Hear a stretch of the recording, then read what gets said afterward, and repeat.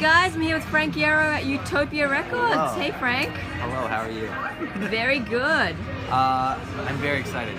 Whenever I get to do stuff like this, it's like, it's one of my favorite things in the world. It's fun, yeah, right? It really is. Because I would do this regardless. I spend half my time just looking through records. Yeah. So, Pretty cool kind of Yes. interview, hey? this is my favorite kind of interview, to be honest. We're live, right? Is that like it's a We're live. interview? There's so many people who are like, hi. Oh, okay. Hello. The good thing about this, I feel like, is that it's late enough in the States that my wife can't see me spending money on records. I'd like that. She can rewatch it. can- I don't want oh, to tell shit. you Okay, that, never mind. but I'm you're not not off gonna- the yeah, hook. All right. Hey, so firstly, thank you so much for coming down even though Soundwave got cancelled. I'm sure so many people are stoked. It's my pleasure. Seriously, I've been looking forward to this for a long time. Yeah, we had talked on the phone months ago. And ages ago. Yeah, and you know, I wanted to come down for so long, and now finally, you know, like the festival got announced and then got taken away, and it was like such a bummer. I was like, Yeah. well, it doesn't have to be. You know, we could just make our own fun, kind of thing. Was a headline tour in lieu of the tour of the festival kind of ever in the cards, or did you always want to do like something fun instead? Well, here's the thing. Like, it didn't make sense to me to do something off the bat that almost I felt like punishing kids. Like, oh, you know, the festival got canceled, so now you have to buy another ticket. Yeah, that's you know what I fair. mean? Like, it was Yeah. kind of felt weird.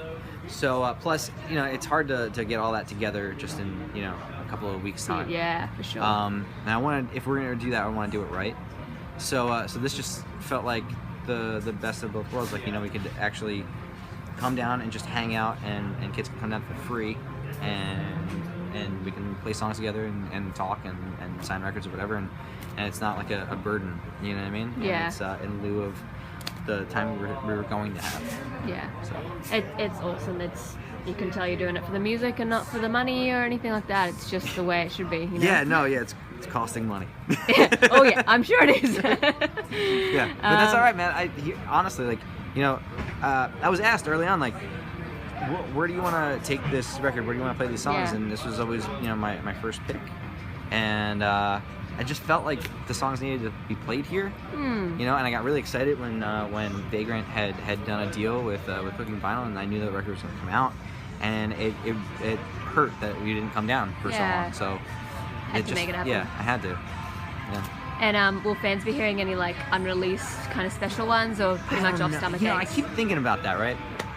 And it's weird. Like I as a kid, like I used to love that bands would play songs that were unreleased, and then you would find like bootlegs of things, like early Yeah. versions of it. But you had to like go out and search it. I feel like now it's too easy to find that kind of stuff. Yeah. And what I don't like is when you play something to try it out, and then it gets like, you know, like taped, and then it goes up on the internet, and then it's like almost like set in stone. Like, then people get upset if you change it, Yeah. and that wasn't the point. You know what I Okay, mean? Like, the fair point enough. is like to kind of like try to figure it out first.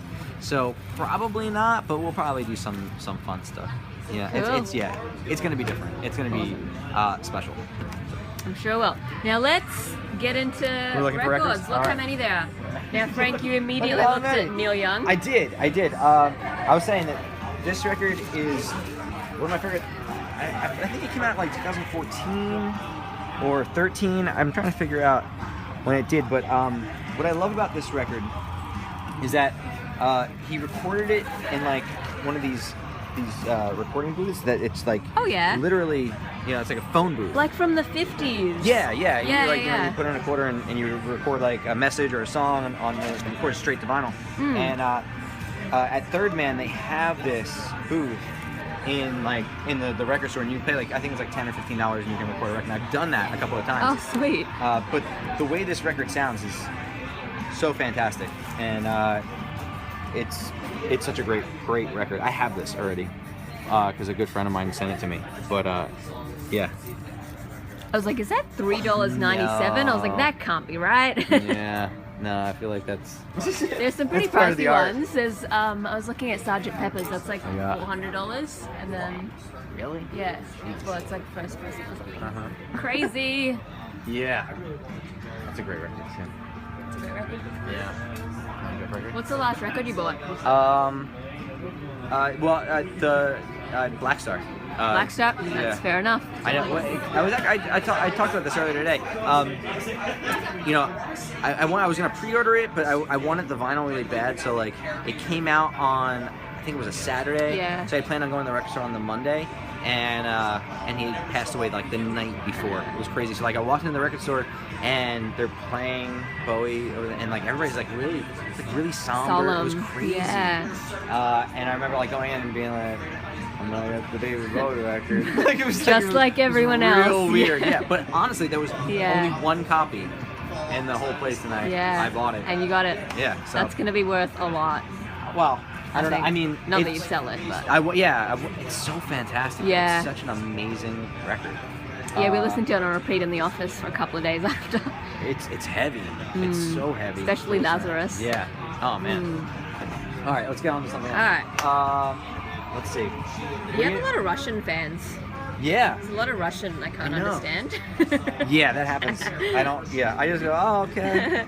Thank you. I wish I knew it. Sometimes. I love this one. People will say like, oh, well, you should. What are we looking at? You should. Oh, Joan Jett. Yeah. You should.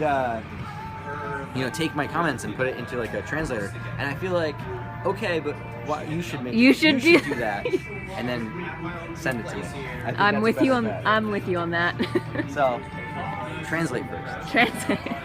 Someone's like, okay, Dad. Oh, fuck you. Seriously though. Man. I mean, so much Joan Jett. Look at all this. Dude.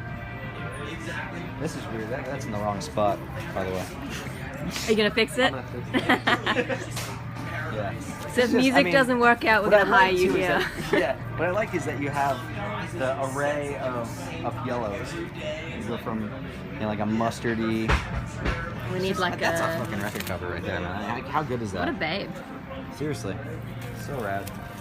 Only one who can make a mullet work. Female mullet. Let's see. Do we have suggestions of what we should listen? Oh, how about that? Like, is there new music suggestions? From me? No, well, the people on there, but also from you. Yes, we do that. I just bought Leon Bridges' Coming Home on vinyl. Okay. It's like soul.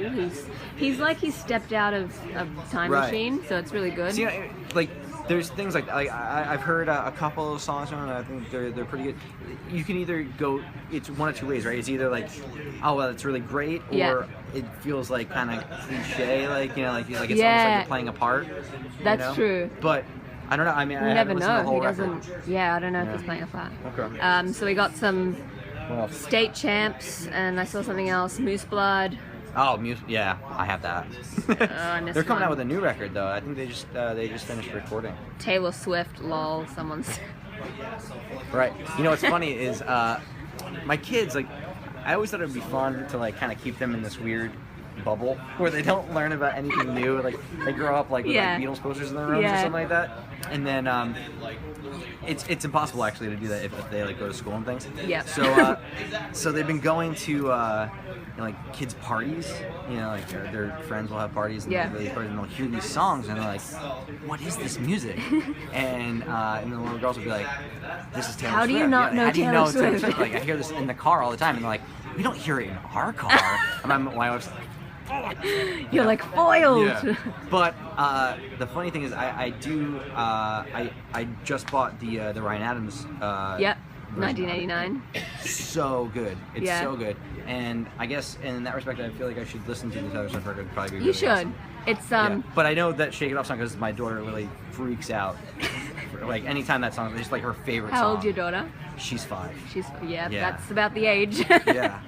Yeah. But she also likes the Ryan Adams version, so we're really cool. Yeah. It's so depressing, isn't it? I think.